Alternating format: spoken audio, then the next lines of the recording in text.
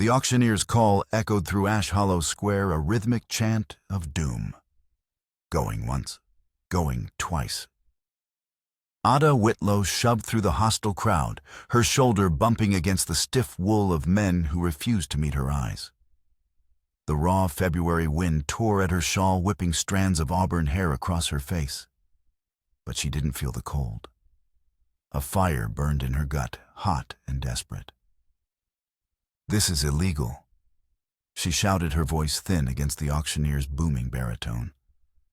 "The deed is not clear. You have no right." A few faces turned their expressions, a mixture of pity and fear. Most just stared ahead, their spirits as frozen as the hard-packed dirt beneath their boots. They were all tenants of the valley's shadow, King Judge Silas Dorn, and they knew the cost of defiance. Sold, the hammer struck the wooden block with a crack that sounded like a bone snapping. It echoed off the false fronts of the general store and the silent saloon, sealing her fate. The Whitlow Ranch, 60 acres of grazing land her late husband Henry had poured his life into, was gone. Judge Dorn, a man whose bulk seemed to absorb the very light around him, descended from the makeshift podium. He moved with the unhurried arrogance of a predator that knows its prey is cornered. His fine San Francisco coat, a stark declaration of wealth in this dusty, struggling town, gleamed in the pale winter sun. Beside Ada, 12-year-old Finn pressed close, his small body trembling. His shoulders were narrow beneath his threadbare coat, his chin set with a stubbornness inherited from their father. But his eyes, wide and blue, shone with unshed tears he fought to hide. "That's our land," he whispered, his voice hoarse with a child's righteous fury. "Pa worked that land." "Hush," Ada murmured, though the same fury burned in her own throat. She wrapped an arm around him, her gaze locked on the approaching judge. She would not show this man her fear. She would not give him the satisfaction. Dorn stopped before them, tipping his hat with a gesture of mock courtesy that was more insulting than an open sneer. "Mrs. Whitlow," he began, his voice a rich, condescending purr. "A most unfortunate turn of events, losing one's home. Justice, you see, can be a harsh mistress." He let his gaze drift from her face, down to her throat, where a small silver locket rested against her skin. It was a simple, heart-shaped piece, worn smooth by the years. His eyes, small and dark like a boar's, narrowed with a flicker of cruel interest. "A pretty thing," he murmured, his voice dropping to an intimate, violating whisper. "It would fetch a fine price." The word struck Ada with the force of a physical blow. The air left her lungs. That locket, it was all she had left of him. The memory bloomed vivid and warm against the biting cold of the present. Henry, his face sun-kissed, his hair the color of wheat, standing by the cottonwood near the creek. The summer sun filtered through the leaves, dappling his shoulders. He held the locket in his calloused palm, the silver cool and new. "For you, Ada," he'd said, his voice full of a love so deep it was the foundation of her world. "So you'll always carry my heart with you." He had fastened it around her neck, his fingers gentle, and promised, "I'll always protect this home. For you, for Finn, always." The warmth of the memory shattered against the cold reality of Dorn's smirk. This wasn't about land. It was about erasure. He wanted to take not just her home, but the very memory of the love that had built it. He wanted to own her past as well as her future. Her hand flew to the locket, her fingers closing protectively around it. She lifted her chin, her eyes flashing with a fire Dorn had not anticipated. "I'd sooner share a pit with rattlesnakes than sell you a single memory of my husband, Judge." A flicker of cold anger passed through Dorn's eyes, though his smile never faltered. "Pride is a costly commodity, my dear, especially with a boy to feed and winter closing in." He leaned closer, his breath heavy with the scent of whiskey and self-satisfaction. He lowered his voice again for her ears alone. There are men who play God with others' lives, Mrs. Whitlow. They make decisions that leave families broken. Such men deserve to have everything they hold dear stripped away piece by piece. Do you not agree? The cryptic remark hung in the air, a threat she didn't yet understand. Before she could process it, he straightened, brushing invisible dust from his lapel. The sheriff mentioned some missing courthouse records, he said, his voice rising to its public volume once more. Tampering with county seals. Very serious accusations. A federal offense, I believe. Ada's blood ran cold. The documents. The meticulously gathered proof of Dorn's falsified land, claims the forged signatures, the fraudulent surveys. They were hidden beneath a loose floorboard in the bedroom of her home. A home that was no longer hers. The trap was snapping shut. I don't know anything about missing papers, she said, her voice a flat, unconvincing lie. Of course not, Dorn said smoothly. Still, Sheriff Pike will want to search the premises. Thoroughly, you understand. Due process. She could feel the eyes of his hired guns, the copper wolves, on her. Their leader, a brute named McCready, whose face was a roadmap of saloon brawls, spat a stream of tobacco juice near her boots, his hand resting casually on the worn grip of his revolver. They were cutting off any path out of the square. Come on, Finn, she whispered, gripping his hand so tightly her knuckles were white. We'll pack what's ours. But it was too late. Sheriff Pike, a man whose spine had long ago been replaced by Dorn's gold, stepped out from the courthouse, his tin badge flashing in the pale sun. Two deputies flanked him, their faces impassive. Mrs. Whitlow, Pike called out, his tone regretful, but his eyes hard. A word, if you please. Ada's heart hammered against her ribs, a frantic bird trapped in a cage. She bent low, her lips brushing Finn's ear. When I say run, you run for the old mining road. Head for the mission. Sister Eugenia. Don't stop. Don't look back. The boy's face was pale but determined. He gave a single sharp nod, his fear momentarily eclipsed by the desperate need to obey. Pike drew closer, his hand resting on his gun belt. Reports say you've stolen county documents, Ada. You'll come with me quiet, or it'll get ugly. The remaining townspeople melted away, unwilling to witness what was to come. Even Mrs. Morrison, who had brought soup when Henry lay dying, turned her back and vanished into the mercantile. Ada was alone. She gave Finn's hand a final squeeze, a lifetime of love and terror poured into that one touch. Then she shoved him hard toward the alley between the smithy and the saloon. Run, she cried, and in the same motion, she scooped up a handful of frozen dirt and flung it straight into Sheriff Pike's face. He cursed, stumbling back, clawing at his eyes. The deputies were momentarily stunned. It was the only opening she would get. Ada hitched her skirts and ran. Boots thundered on the hard ground behind her. A gunshot cracked the air, the sound sharp and vicious. The bullet whined past her ear, close enough to feel its heat. She didn't turn. She sprinted for the mining road, her lungs burning, the icy air searing her throat. The sky, which had threatened snow all morning, finally broke, and flakes began to swirl, stinging her cheeks. Behind her, the sound of hooves joined the pursuit. McCready and two riders crested the ridge, their figures dark against the whitening sky. She scrambled down a steep, frozen creek bed, her worn boots slipping on the ice. She crashed down hard, a bolt of white-hot pain shooting through her shoulder as she hit a submerged rock. Gasping, she forced herself up, ignoring the throbbing agony. The storm was a blessing and a curse.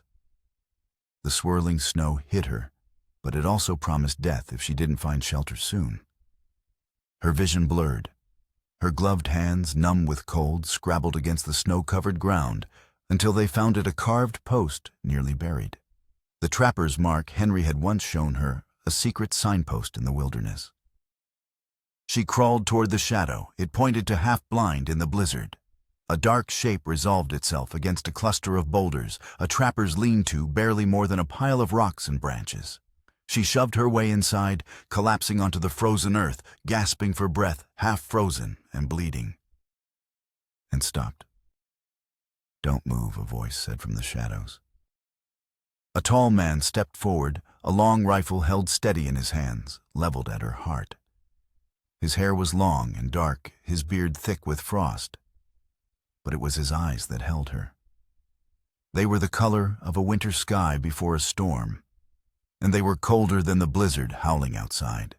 Scars, old and white, crisscrossed his throat, and the backs of his hands stark proof of battles long past, but not forgotten. "I'm not armed," Ada managed her voice, a raw, shaking whisper.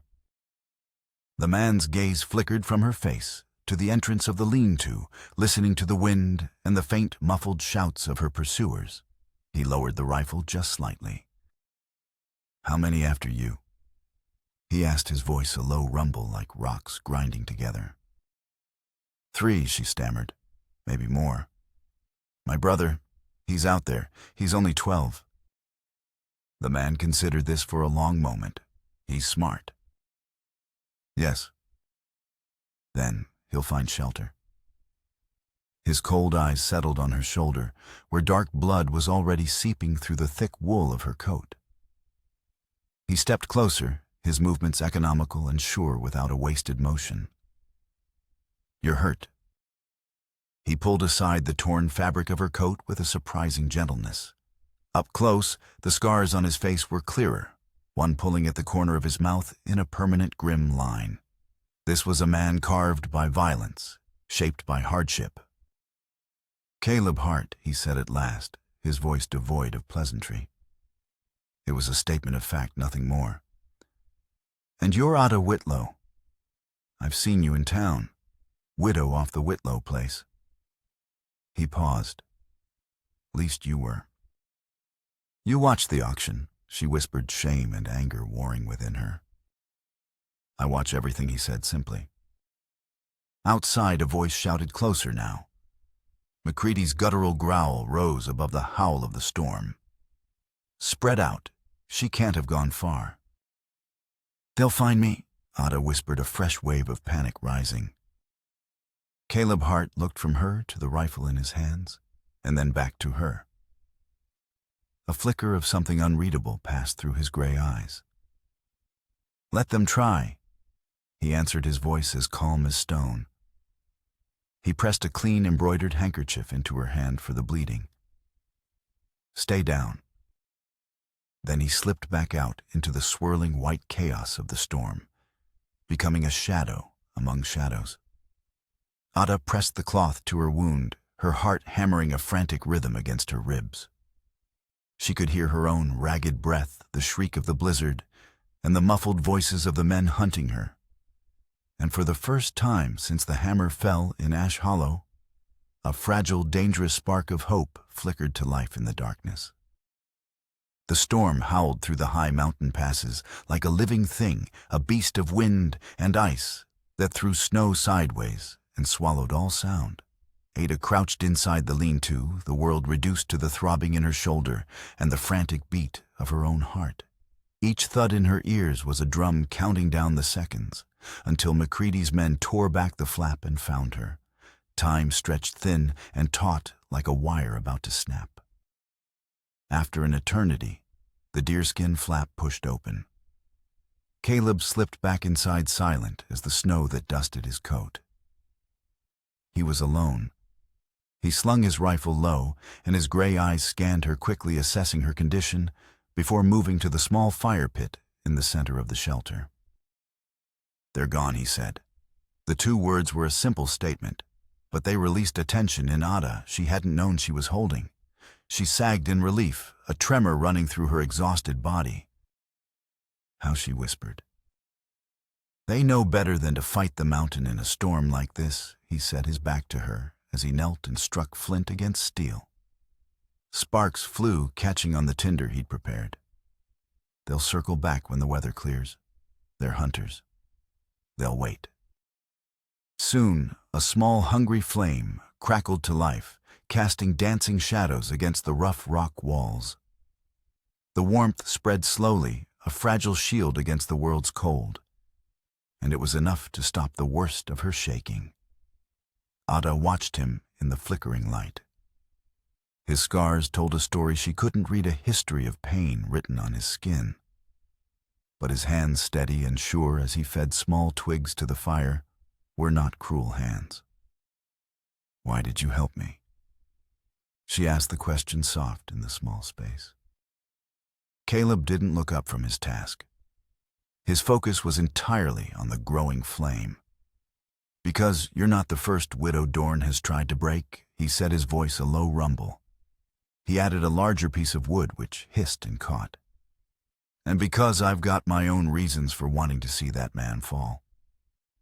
He finally glanced at her then, and in the depths of his storm-gray eyes, she saw something deeper, darker than simple animosity. It was a memory that weighed on him, a pain so old it had become a part of him. Ada pressed her lips together. The look on his face was a closed door, and she knew not to knock. Instead, she spoke of her most immediate fear. "My brother, Finn. I told him to run for the mission. Sister Eugenia will take him in." Caleb nodded, his gaze returning to the fire. "Smart boy. The mission is well hidden. He'll be safe there. We'll find him when the storm breaks." A quiet settled between them, broken only by the crackle of the fire and the shriek of the wind outside.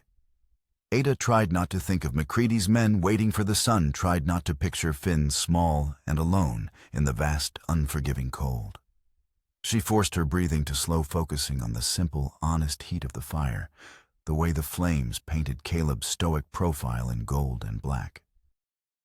He rummaged through a worn leather pack and produced a small metal flask. Without a word of warning, he unstoppered it and poured a stream of raw whiskey directly onto her shoulder wound. Ada bit back a scream, her teeth sinking into the leather of her glove. Stars exploded behind her eyes, and the world went white with pain. "Needs stitching," Caleb said bluntly, as if commenting on the weather. He pulled a curved needle and a length of dark thread from a small kit. "This will hurt." "Do it," Ada whispered through clenched teeth, bracing herself against the cold rock wall. His hands were steady, practiced. Each stitch was a new lance of fire through her shoulder, but she stayed perfectly still, her focus narrowed to a single point of endurance. She would not cry out. She would not give him or this mountain the satisfaction. As a nurse during the last bloody years of the war, she had inflicted and witnessed far worse. She understood the brutal necessity of it. He worked in methodical silence, his scarred face concentrated in the firelight. When he finally tied off the last thread, his voice had softened, the gravelly edge smoothed away by something that might have been respect. "You held still. Not many do." "I've patched up worse," she admitted, the words raspy. "I was a nurse. For a time." He paused, his gaze dropping to her hands, noting the faint old stains under her fingernails and the subtle calluses on her fingertips that spoke of more than ranch work. He gave a small, slow nod. "Thought so." For the first time since they had met, a flicker of understanding passed between them. They were both survivors, marked in different ways by the world's casual cruelty. He was a man carved by violence. She was a woman who had spent years stitching it back together. Ada leaned her head back against the rock, exhausted, but feeling a strange new strength coalesce within her. He handed her a thick wool blanket, and she wrapped it around her shoulders. It smelled of campfire smoke, pine and leather, the smell of survival. Outside, the blizzard raged on a tempest of chaos and fury. But inside the small, warm lean-to, something had shifted. Ada Whitlow was no longer alone. The following morning, the storm had broken, leaving the world reborn in a shroud of pristine, blinding white. The sun, when it crested the jagged peaks, set the snow-covered landscape ablaze with diamonds. Caleb stamped out the last embers of their fire, packed his gear with practiced efficiency, and handed her a tin cup of bitter black coffee. "Today we move," he set his voice back to its usual clipped tone. "We find your brother, then we deal with Dorn." Deal with him, how Ada asked, the warmth of the coffee seeping into her cold hands. Caleb's gray eyes met hers over the rim of his own cup. They were as clear and uncompromising as the mountain air. With proof, with fire, with whatever it takes. Ada's hand instinctively went to the inner pocket of her coat, where the small oilskin-wrapped pouch of documents rested safe and dry. The weight of it was both a burden and a weapon. She thought of Dorn's condescending sneer, of the way her neighbors had turned their backs, of Finn's small, terrified face as he ran. Her jaw set a hard line of resolve. "Then we make sure he doesn't win," she said, her voice steady. Caleb gave a single sharp nod of agreement. "Good. Then let's ride." They stepped out into the brilliant cold morning together. Two hunted souls bound by more than mere survival. They were now allies in a war that had just begun. The mountain air was sharp, the snow deep, but for the first time in a long time, their path forward was clear. And somewhere down in the valley below, Judge Silas Dorn was waiting oblivious to the storm gathering against him. The journey was a quiet one, a passage through a world of white and blue. The only sounds were the soft crunch of the horses' hooves in the deep snow, and the occasional cry of a hawk circling in the vast, empty sky. Ada rode close behind Caleb, her mended shoulder a dull, persistent ache with each jolt of her horse's gait. But the physical pain was a distant thing, overshadowed by the storm of anxiety in her chest. Every shadow among the pines, every dark shape of a rock outcropping seemed to hold the threat of Macready's men. Caleb, however, moved with a calm certainty that was a balm to her frayed nerves. His gaze was constantly sweeping, reading the landscape, the tracks of animals, the direction of the wind. He was as much a part of this wilderness as the ancient silent trees. By midday, a thin curl of smoke became visible against the stark white of a hillside. Sister Eugenia's mission. It was a small, humble collection of adobe and timber buildings tucked away in a hidden valley, a sanctuary for the lost and the broken.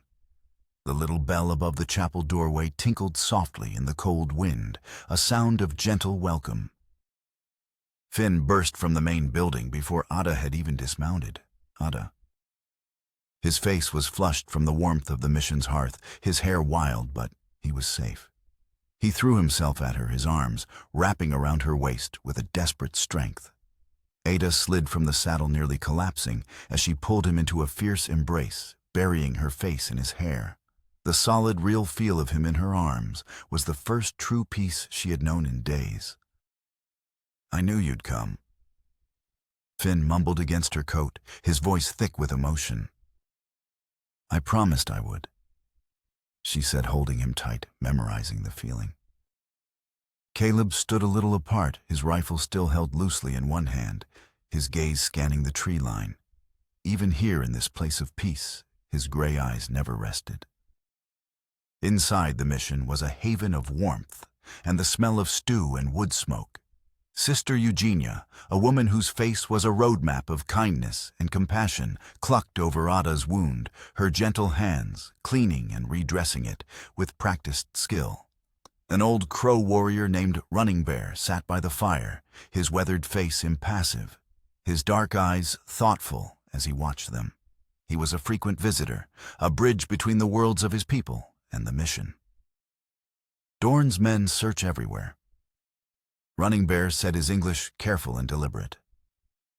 "They offer money for news of you. They call you a thief." "I stole nothing." Ada answered, her voice stronger now, steadier. The sight of Finn safe and sound had forged her fear into steel. I have proof of Dorn's crimes. The real proof. Caleb set the leather pouch of documents on the rough-hewn table. Ada untied the flap and carefully laid out the papers, forged deeds, records of fraudulent auctions, coerced contracts signed by men and women long since buried or run off their land. Sister Eugenia peered at them through her spectacles, her gentle face hardening with indignation. Running Bear leaned forward, producing more papers from his own satchel. They were older, more fragile treaty records from a generation past, government contracts for reservation supplies that were never delivered, ledgers showing payments made to ghost employees at the old Black Creek mine. When laid side by side with Ada's documents, the picture became devastatingly clear. Judge Silas Dorn hadn't just stolen a few ranches. He had built his entire empire on a foundation of lies, fraud, and the systematic ruin of anyone who stood in his way, settler and native alike. This could bring him down, Ada whispered, a sense of awe mixing with her anger. The scale of his corruption was staggering. If it reaches the right hands, Caleb said, his voice a low growl. But the road to the territorial capital in Helena is watched. Dorn has eyes everywhere. As he spoke, Ada noticed him glance toward the window. His gaze wasn't on the trail, but higher toward the distant skeletal remains of the Black Creek mine's headframe, a dark slash against the snow on the far ridge. The easy confidence in his posture vanished, replaced by a stillness so profound it seemed to pull the warmth from the air. A look of profound grief, sharp and raw, tightened the lines around his eyes before he masked it once more. Ada's gaze dropped back to the papers on the table. She began sorting through the contents of her own satchel, the personal effects she'd managed to grab before fleeing. Among Henry's old pay stubs and letters was a folded, yellowed newspaper clipping. She hadn't looked at it in years. Now, compelled by an instinct she couldn't name, she unfolded it. The headline was stark. Tragedy at Black Creek Mine. Collapse claims 3 lives. The date was from 5 years prior. Her eyes scanned the faded ink of the article, a dry report on the cave-in, the failed rescue attempts, the investigation that followed. Then she saw the names. The mine's owner, a then newcomer to the valley, Judge Silas Dorn. The young foreman who had been commended for his desperate, heroic efforts to save his crew, Henry Whitlow. And listed among the dead, the judge's only son, Thomas Dorn. A cold dread, heavy and formless, began to settle in her stomach. She folded the clipping and quickly tucked it away, her mind racing to connect pieces that wouldn't fit. "We will not send it to Helena, Running Bear," said his voice, pulling her back to the present. "We will send it further. To the federal marshals in Billings. To the newspapers in Washington. A fire that wide, even a man like Dorn cannot smother." Sister Eugenia nodded. "But first you must live long enough to deliver it." Ada looked at Finn. He stood beside her, his small shoulders straight, his chin lifted. He was trying so hard to be the brave man he thought she needed, but his eyes betrayed the deep well of fear he still carried. She placed a hand on his cheek, her touch a silent promise. "I'll see this through," she said, her voice ringing with a conviction that surprised even herself. "For you, for Henry, for everyone Dorn has broken." That night, as a fresh blanket of snow began to fall, quieting the world, Caleb kept watch by the fire. Ada lay awake on her cot, listening to Finn's steady breathing beside her and the quiet, deliberate movements of the man across the room. He was a man carved by hardship, scarred by memories he refused to speak of. Yet when he caught her gaze across the flickering flames, there was something in his eyes she hadn't seen before. It wasn't just determination, not just shared anger. It was a flicker of something protective, something softer, something she hadn't dared to hope for since Henry's passing. By dawn, the mission was alive, with quiet, purposeful movement. A plan had been forged in the firelight. Running Bear and 2 of his young warriors would ride north, creating diversions to draw Dorne's men away from the main trails. Sister Eugenia would use her network of parishioners and friends in Ash Hollow to subtly spread word of Dorne's crimes, planting seeds of doubt and courage among the fearful townspeople. And Ada and Caleb, with Finn in their care, would take the most dangerous route of all, a direct ride through the back trails carrying the collected evidence toward Billings. But Dorne was a spider, and his web was wider and more intricate than they knew. They were barely a mile from the mission, navigating a dense stand of frosted aspens, when the crisp morning air was shattered by the crack of a rifle. A bullet tore through the bark of a tree just inches from Ada's head. Horses screamed and reared in panic. Finn shouted in terror as riders thundered out of the woods, their dark forms stark against the white snow. Macready led them, his scarred face twisted into a triumphant grin. "Run," Caleb barked, already swinging his rifle into position and firing. The lead rider grunted and toppled from his saddle into a snowdrift. Another reeled back, clutching his side. Ada shoved Finn, urging his pony back toward the mission. "Go, don't stop." But Macready's men were too many, too fast. 2 riders broke off their horses, churning through the deep snow, and cut off Finn's retreat. One of them leaned down from his saddle and swept the boy up like a sack of grain, hauling him onto the horse in front of him.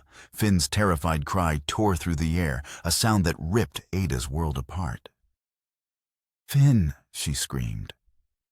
She spurred her horse forward, a blind, primal need to reach her brother, overriding all thought. But Caleb's hand shot out, grabbing her reins with an iron grip, pulling her horse to a halt. "Don't," he commanded, his gray eyes burning into hers with a fierce intensity. "They'll use him to bait you. This is what they want. It's a trap. They already have him." Ada's voice broke, the words choked with anguish. "That's my brother Caleb, my only family." Caleb's jaw tightened, the muscle flexing under his scarred skin. "Then we'll get him back," he said, his voice hard as granite. "But not by running blind into their guns. We do this smart or we lose him. And you?" Ada's hands shook on the reins, her soul torn between a mother bear's fury and the cold depths of despair.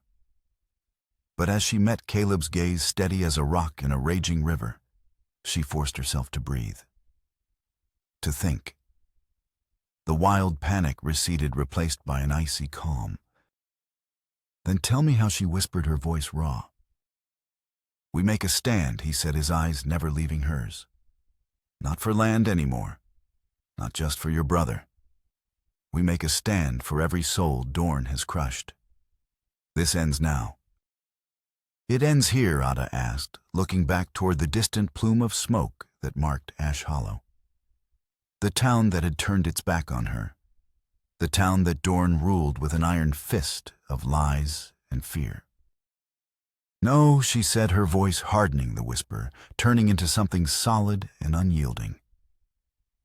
"It ends there. In his town square, in his saloon, in front of everyone. The truth laid bare where no one can look away." Caleb's lips, usually pressed into a thin, grim line, curved into something that was almost a smile. It held no humor, only a grim, shared purpose. "Then we drag the judge out of his web and into the light. And we make the people see what kind of monster he really is." The snow swirled around them, each flake a tiny, sharp barb of ice. But Ada felt something warm kindle deep inside her. It was no longer the fragile spark of hope. It was not just the hot burn of fury. It was resolve, cold, hard, and absolute. They would fight. They would risk everything. And they would take back not just a boy, but the very soul of a town. The return to Ash Hollow was a descent into the lion's den. They rode not with the stealth of fugitives, but with the grim purpose of executioners.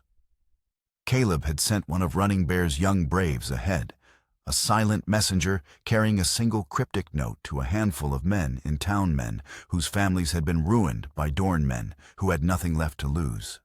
It was a long shot, a desperate gamble on the embers of courage that might still glow beneath the ashes of fear. They reached the outskirts of town as the bruised purple of twilight bled across the snow-covered valley. The lights of Ash Hollow flickered ahead, yellow and deceptively welcoming. Ada's heart pounded a heavy rhythmic beat against her ribs. Every instinct screamed at her to turn back, to flee into the safety of the mountains. But the image of Finn's face, pale with terror, was burned into her mind. She would walk through fire for him. They didn't ride into the main square. Instead, they dismounted in the alley behind the blacksmith's forge, the air thick with the smell of cold iron and coal smoke. A figure detached itself from the shadows.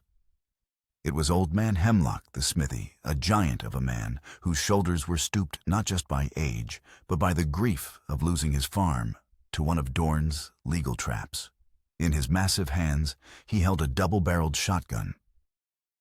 "He's in the Grand Saloon," Hemlock rumbled, his voice like gravel. "Got the boy in his office upstairs. McCready and a half-dozen of his wolves are downstairs drinking his whiskey." Another two figures emerged from the darkness. The Miller brothers, young men whose father had hanged himself after Dorn foreclosed on their mill. They were armed with hunting rifles, their faces grim and set. "We're with you, Mrs. Whitlow," the older one said, his voice quiet but firm. It's time someone stood up to him. Ada looked at these three men, a broken old blacksmith and two grieving sons. It wasn't an army. But it was a beginning. It was enough. "Thank you," she said, her voice thick with an emotion she couldn't name. Caleb laid out the plan, his words clipped and precise. "Hemlock, you and the Millers take the back entrance. Don't fire unless I do.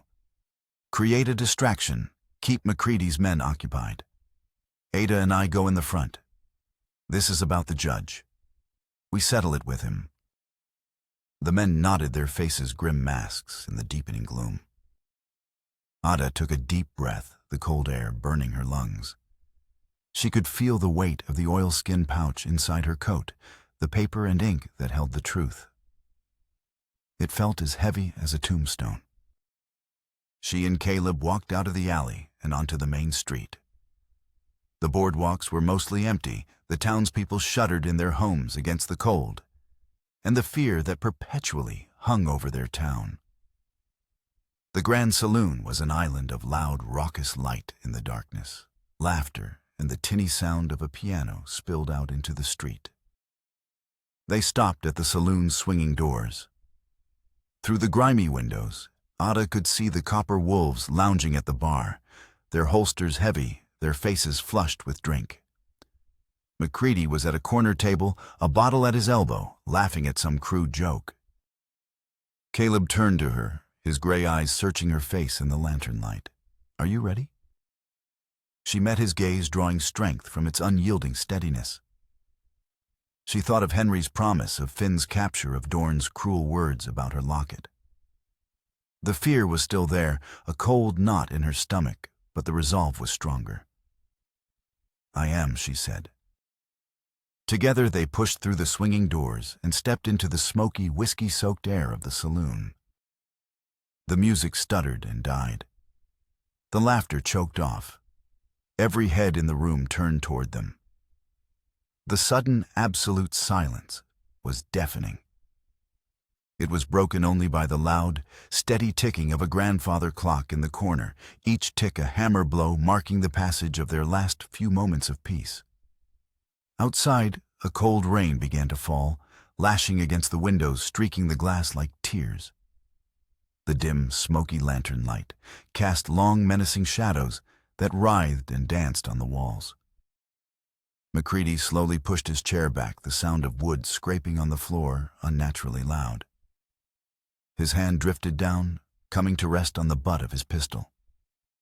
his eyes small and venomous, fixed on Caleb.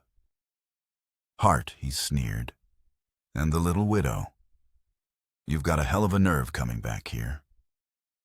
Caleb ignored him. His gaze was fixed on the grand staircase at the back of the room, which led to the offices on the second floor. "Dorn!" He called out, his voice a commanding roar that filled the cavernous room.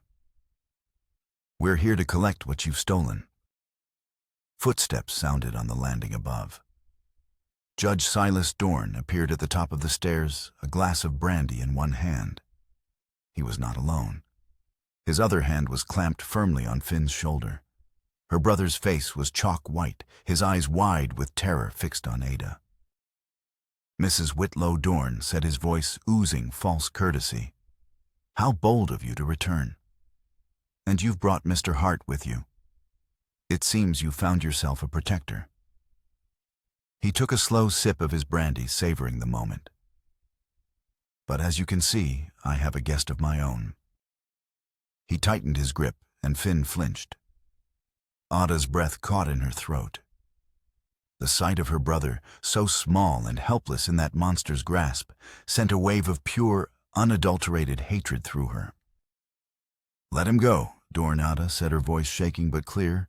"This is between you and me." "Oh, I think not." Dorn replied, a cruel smile playing on his lips.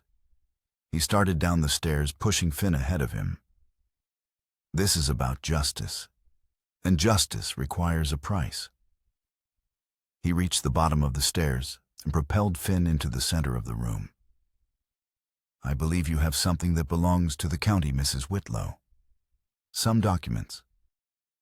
He gestured to the large pot-bellied stove in the center of the room, which glowed with a dull red heat. "A proposition. You will place that little packet of papers into that stove where they can cause no more trouble. In return, I will allow your brother to walk out of here with you. A fair exchange, wouldn't you say?" The choice was impossible. Her proof the only thing that could ever truly stop this man for her brother's life. It was the ultimate test.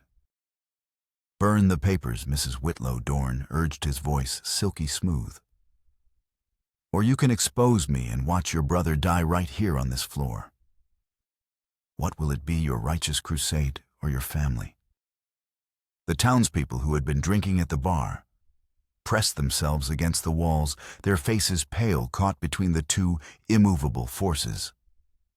The copper wolves began to spread out, flanking Caleb and Ada, their hands hovering over their guns. The ticking of the clock seemed to grow louder, each second an eternity.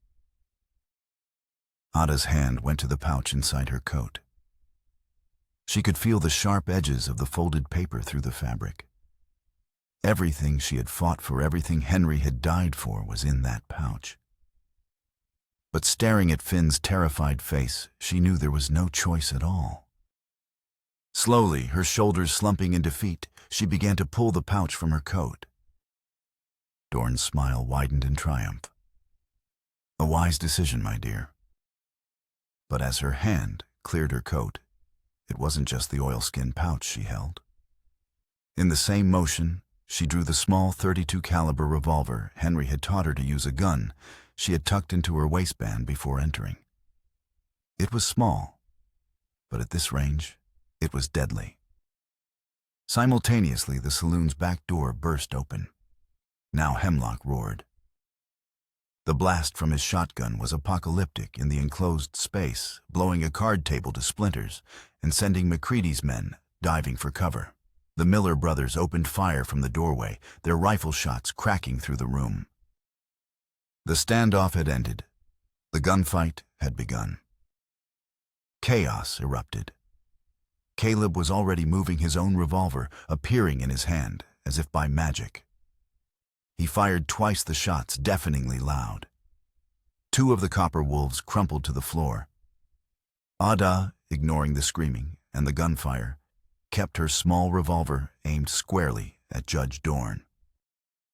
"Get away from him," she screamed. For the first time, she saw a flicker of genuine fear in Dorn's eyes. He shoved Finn forward, using the boy as a shield as he drew a fancy pearl-handled pistol from beneath his coat. "Foolish woman," he roared, his voice cracking with fury and panic. "You've just signed your brother's death warrant."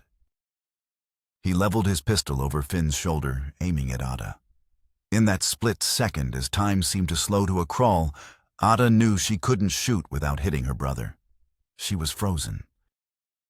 But Caleb was not. He had seen the move. Instead of firing at Dorn, he fired at the massive ornate chandelier hanging directly above the judge.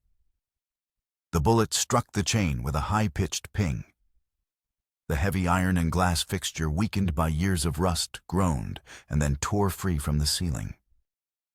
It crashed down with a sound of thunder and shattering glass, missing Dorn, but striking the floor between him and Finn. The impact threw them both sideways. Finn scrambled away on his hands and knees toward Ada. Dorn, thrown off balance, stumbled back, his shot going wild and burying itself in the wall. Ada rushed to Finn, pulling him behind her as Caleb and the others exchanged fire with McCready and the remaining gunmen. The saloon was a maelstrom of smoke, shouting, and the smell of gunpowder. Dorn, his face contorted with rage, regained his footing. He saw the pouch of documents which Ada had dropped when she drew her gun, lying on the floor near the stove. With a triumphant cry, he lunged for it. He snatched it up and turned to shove it into the stove's open grate. "It's over, Whitlow," he bellowed. "Your proof is gone." But before he could burn the papers, his eyes fell on Ada, who was shielding Finn, her own gun still trained on him. An unholy rage twisted his features, a rage that went far beyond greed or power. "This was never about your land," he hissed, his voice raw with a pain that was 5 years old. "It was about a debt. Your husband, that righteous foreman, Henry Whitlow, he played God with men's lives, in my mind. He made a mistake, a fatal miscalculation." Dorn's eyes were wild, staring at Ada, but seeing a ghost. "My son, my Thomas, is dead because of him. Henry took my son's future, and I am taking everything he ever loved. The land, the boy, and you. An eye for an eye, Mrs. Whitlow. A son for a son." The revelation struck Ada with the force of a physical blow, more stunning than any bullet. The newspaper clipping, the cryptic remarks. It all clicked into place. This was a vendetta, a long, cold, calculated act of revenge. McCready, seeing his boss distracted, took aim at Caleb. But before he could fire the old blacksmith, Hemlock brought the butt of his empty shotgun down on the gunman's head with a sickening crunch. McCready collapsed in a heap. The gunfight was over. Silence fell thick and heavy, punctuated by the groans of the wounded and the frantic ticking of the clock. In the sudden quiet, Caleb Hart stepped forward, his revolver held steady on Dorn. His face was a mask of cold fury, his gray eyes burning with a light Ada had never seen before. "You're lying," Dorn Caleb said, his voice low and dangerous, cutting through the smoky air. "You've been lying for 5 years. Dorn stared at him, his face a mask of confusion. "What do you know of it, Hart?" "I know everything," Caleb said, and he pushed back the sleeve of his left arm, revealing a puckered, burn-like scar that covered his forearm.